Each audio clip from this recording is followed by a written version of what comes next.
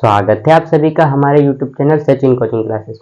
आज हम करने वाले हैं किरचॉफ के नियमों के आधार पर व्हीटस्टोन सेतु का सिद्धांत।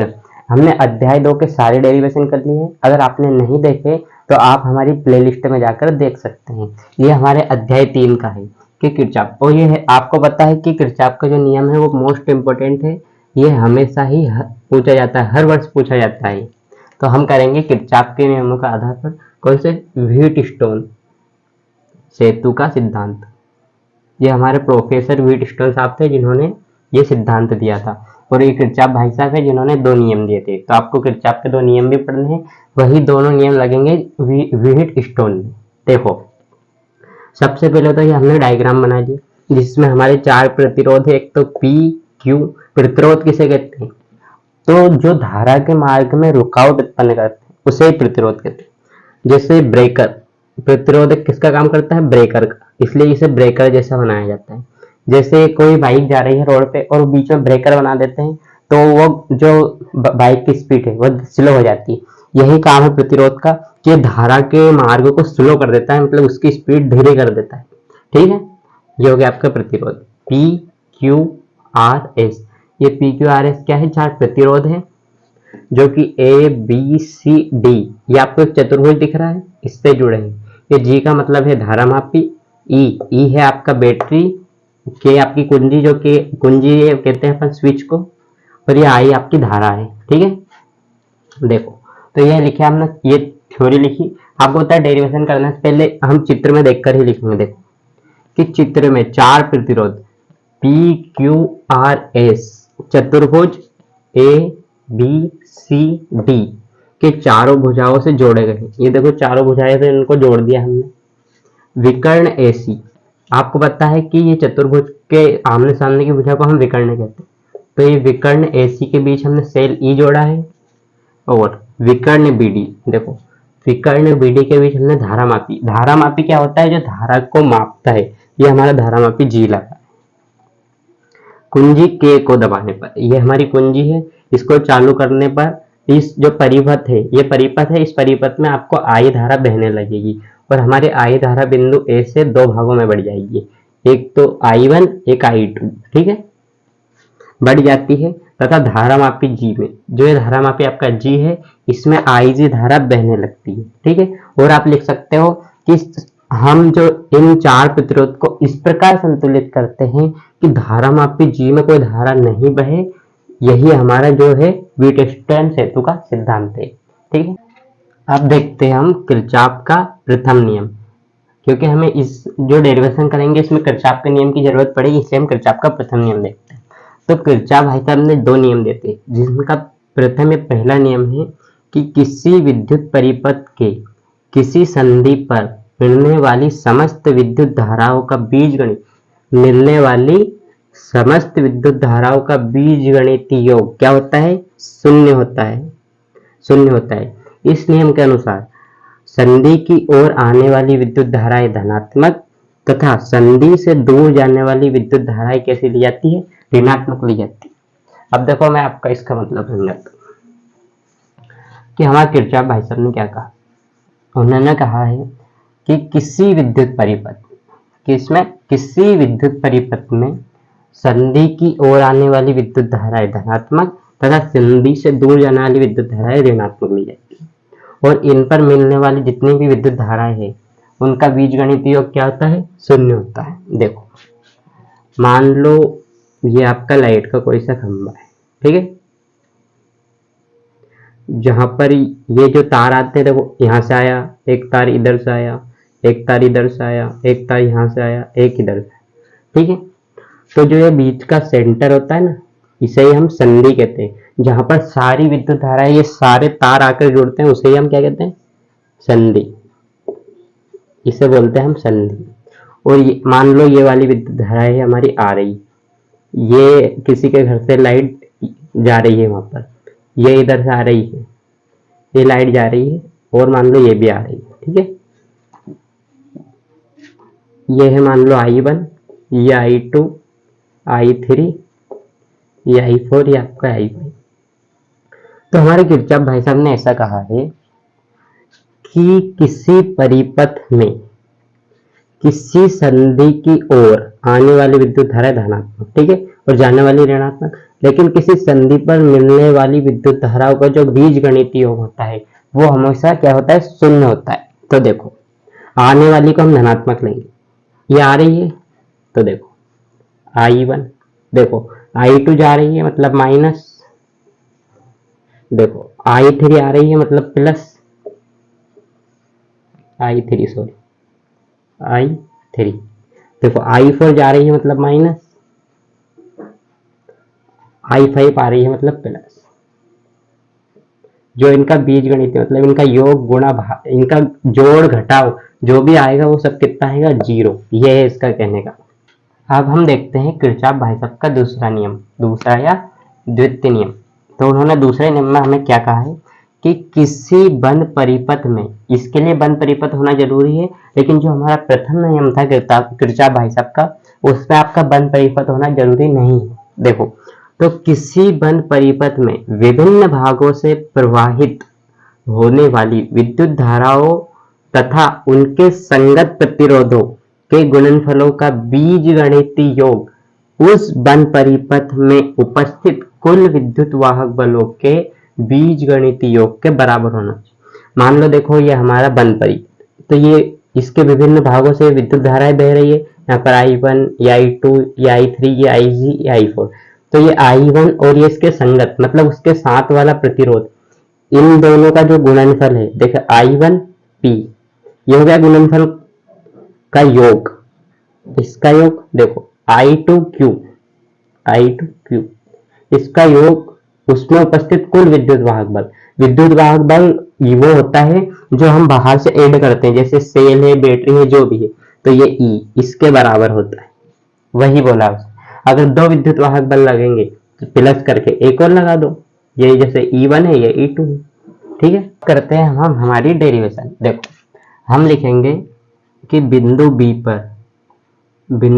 पर किरचॉफ के प्रथम नियम से, हमारे किरचॉफ भाई साहब के पहले नियम से या प्रथम नियम से, पहले नियम से। अब आपको उनका पहला नियम मैंने आपको बता दिया, क्या है पहला नियम, कि किसी परिपथ में किसी संधि पर मिलने वाली समस्त विद्युत धाराओं का बीजगणितीय योग शून्य होता है तथा संधि की ओर आने वाली विद्युत धाराएं धनात्मक तथा संधि से दूर जाने वाली विद्युत धाराएं ऋणात्मक ली जाती है। तो देखो अब बिंदु B पर देखो ये हमारा बिंदु, मान लो ये संधि मान लो, देखो ये आ रही है, यहाँ पर भी I1 है, ये आपके I2, ठीक है, ये I4। अभी हम बिंदु B की बात करते हैं। बिंदु B पर ये I1 आ रही है मतलब पॉजिटिव, ठीक है, ये हो गया आपकी I1।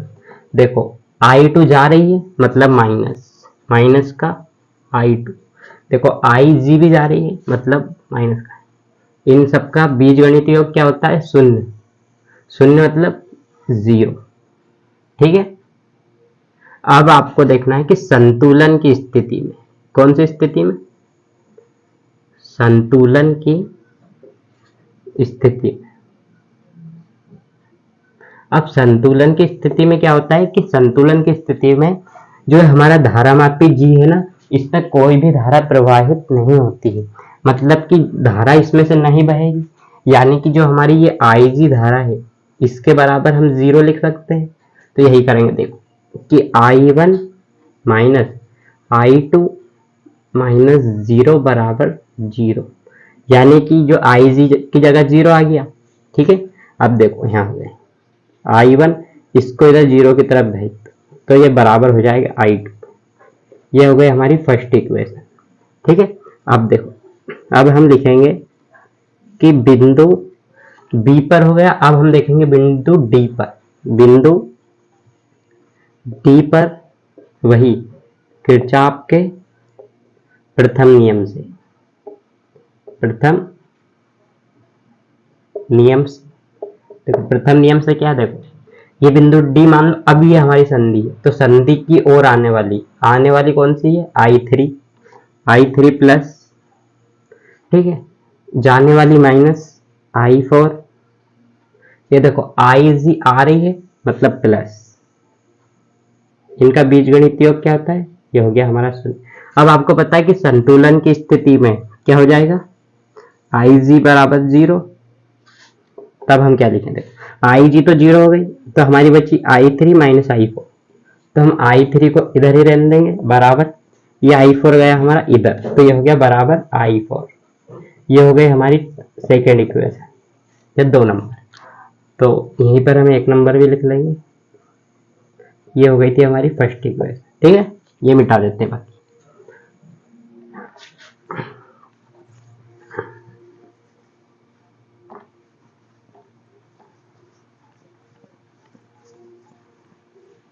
देखो आप करेंगे हम, अब आपको पता है कि किरचॉफ के दूसरे नियम को करने के लिए हमें बंद परिपथ की जरूरत पड़ेगी। तो हम ले लेंगे ए बी डी, क्या लेंगे हम, बंद परिपथ, बंद परिपथ।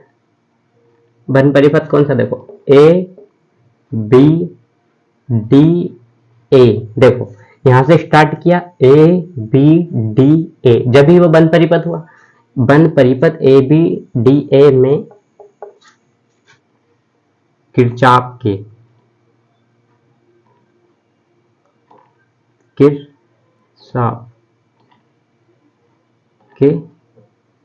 दूसरे नियम से, अब हम कौन सा नियम लगाएंगे, दूसरा नियम, दूसरे नियम से।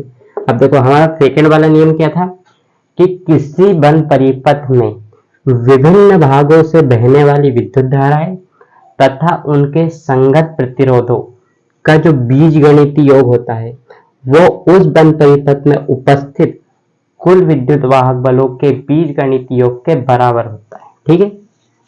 तो हम लिखेंगे, देखो हम लिखेंगे I1, देखो बंद परिपथ है तो देखो I1 इसका संगत है P, ठीक है। फिर देखो इधर जाएंगे, बीच में आपका प्लस IG, ये देखो अभी तो एक ही दिशा में जा रहे हैं हम, IG इसका संगत प्रतिरोध, ये G भी हमारा प्रतिरोध है। फिर लगाएंगे हम, देखो ये यहां तक आ गए। अब देखो हम विपरीत जा रहे हैं, इसलिए माइनस I3 और इसका संगत क्या है R, ठीक है, बराबर 0, ठीक है। अब देखो इसके संगत, आपको बताया कि संतुलन की स्थिति में, संतुलन की स्थिति में, संतुलन की स्थिति में क्या होगा आपका IG बराबर 0, यानी कि हम यहाँ पर 0 रखेंगे तो 0 का अगर हम G में मल्टीप्लाई करेंगे तो 0, तो यहाँ बचा मान लो I1P माइनस I3R बराबर 0। देखो ये I1P बराबर, इसको उधर ले जाएंगे तो प्लस का I3R,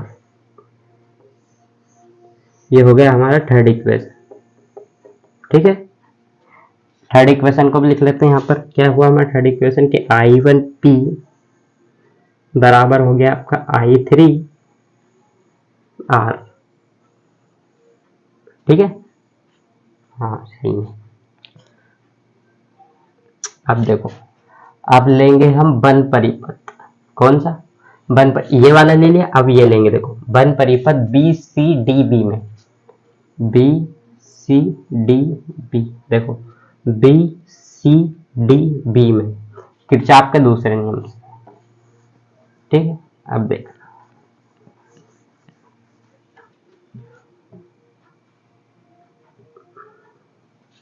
अब देखो B से स्टार्ट होंगे तो I2Q, ठीक है, इधर जा रहे हैं। फिर यहां से देखो विपरीत दिशा मतलब माइनस, माइनस क्या हो जाएगा आपका I4, इसके संगत प्रतिरोध S, फिर हम विपरीत जा रहे हैं मतलब माइनस IG, इसके बराबर 0। फिर से संतुलन की स्थिति में, संतुलन की स्थिति में क्या हो जाएगा आपका IG बराबर 0, मतलब यहाँ पर हम IG की वैल्यू रखेंगे, मतलब जो ये धारा है ये 0 है तो ये इसका गुणा इसमें करेंगे तो ये भी 0, तो यहाँ से हो जाएगा आपका I2Q बराबर, इसको उधर भेज दो 0 की तरफ तो ये प्लस हो जाएगा, ये हो जाएगी आपकी फोर्थ, ये थर्ड इक्वेशन थी, ये हो गया आपकी फोर्थ इक्वेशन। अब देखो आपको लिखना क्या है कि हमारी कौन सी इक्वेशन, समीकरण जो 3 है, समीकरण 3 में समीकरण 4 से भाग लगाने, 4 से क्या करने पर, भाग देने पर। आपको पता भाग देते हैं तो समीकरण 3 जिसमें भाग देते हैं वो ऊपर, यानी कि I1 ये हमारा समीकरण 3, P बराबर है हमारा क्या, I3R। इसमें हम भाग किससे दे रहे हैं, समीकरण 4। तो आपको पता है कि लेफ्ट में लेफ्ट का भाग देंगे और राइट में राइट का। तो फोर्थ देखो इसमें देंगे हम तो ये हो जाएगा आपका I2Q, और इसमें देंगे तो ये हो जाएगा आपका I4S। ठीक है, अब देखो, अब हमारा देखो आप समीकरण 1 और 2 कि I1 के बराबर I2 है और I3 के बराबर I4 है। तो ये I1 तो देखो I1 P, I2 हम I2 के बराबर I1 लिख सकते हैं, ये लिख दिया हमने I1, और ये Q बराबर देखो I3 वैसा है, ये R भी ऐसा है। देखो I4 के बराबर है आपका I3, तो ये लिख दिया मैंने I3। देखो I1 से I1 खत्म, I3 से I3 खत्म, यहाँ था S, ये बचा आपका P/Q बराबर R/S। यही आपका व्हीटस्टोन सेतु का सिद्धांत है। तो आपको हमारी क्लास कैसी लगी? अगर आपको हमारी क्लास पसंद आती है तो लाइक करें, चैनल को सब्सक्राइब करें। धन्यवाद।